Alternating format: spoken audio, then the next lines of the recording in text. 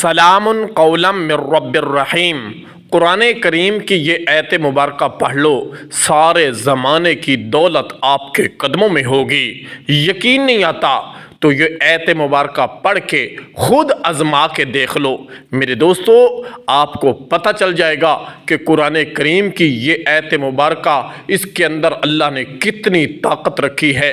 یہ اتنا پاورفل عمل ہے، عمل کرتے ہی معجزہ اپنی آنکھوں سے دیکھ لینا۔ اونلی ون مرتبہ اپنی زندگی میں اس عمل کو لازمی کر لینا، انشاءاللہ مقدر 7ویں آسمان پر پہنچ جائے گا۔ آپ جولیاں اٹھا اٹھا کر دعائیں دو گے۔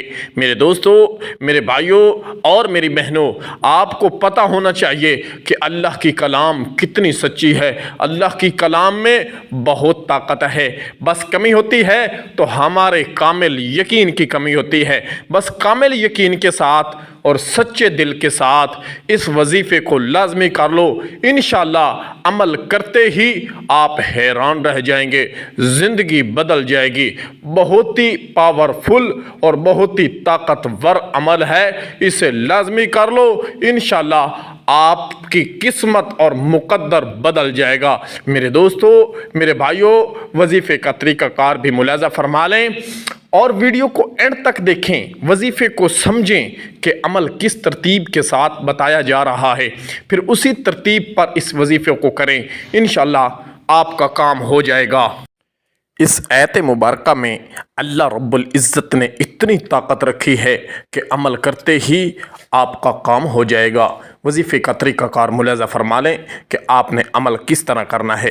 میرے دوستو، میرے بھائیوں، اللہ رب العزت کی کلام سچی ہے، اللہ کی کلام پاک ہے، تو اسے پڑھنے سے پہلے آپ نے سب سے پہلا کام جو کرنا ہے وہ باوضو ہو لینا ہے۔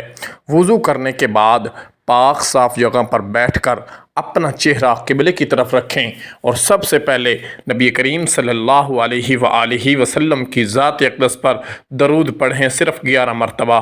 درود پڑھنے کے بعد آپ نے پہلا جو کام کرنا ہے کہ جس مقصد کے لیے عمل کرنا ہو وہی مقصد اپنے تصور میں، اپنے دل و دماغ میں رکھیں اور اس کے بعد تسبیح پر پڑھنا شروع کر دیں۔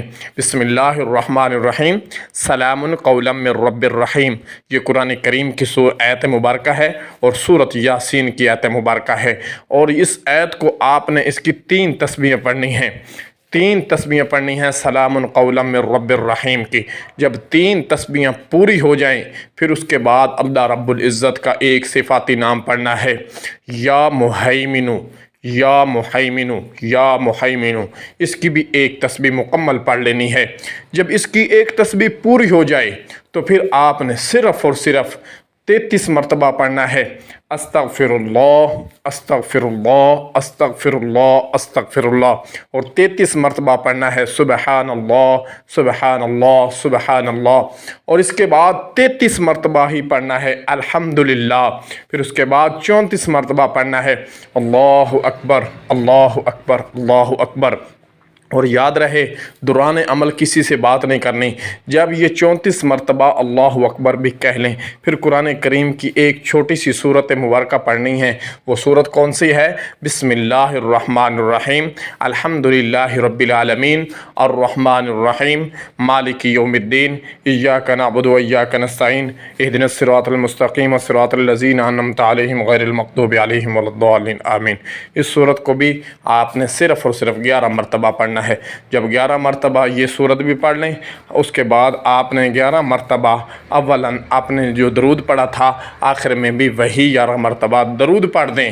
درود جو آپ کو آتا ہے وہی پڑھ لیں، صلی اللہ علیہ وآلہ وسلم پڑھیں، یا اللہم صلی علی سیدنا و مولانا محمد مبارک وسلم وصلو علیہ پڑھ لیں۔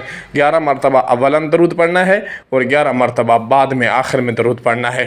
درود پڑھنے کے بعد اپنے سینے پر پھونک ماریں اور ہاتھ اٹھا کے دعا مانگیں۔ انشاءاللہ جس مقصد کے لیے کریں گے وہی مقصد پورا ہوگا، سارے زمانے کی دولت آپ کے قدموں میں ہوگی۔ بس کامل یقین کے ساتھ اس عمل کو کرنا ہے اور دوران عمل کسی سے بات نہیں کرنی، انشاءاللہ آپ کا کام ہو جائے گا۔ اونلی 1 مرتبہ اسے زندگی میں لازمی کر لیں، انشاءاللہ آپ کے حالات درست ہو جائیں گے، اللہ تمام پریشانیاں دور فرما دے گا۔ میرے دوستو، بہت ہی انمول تحفہ ہے، اسے 1 مرتبہ لازمی کر لینا۔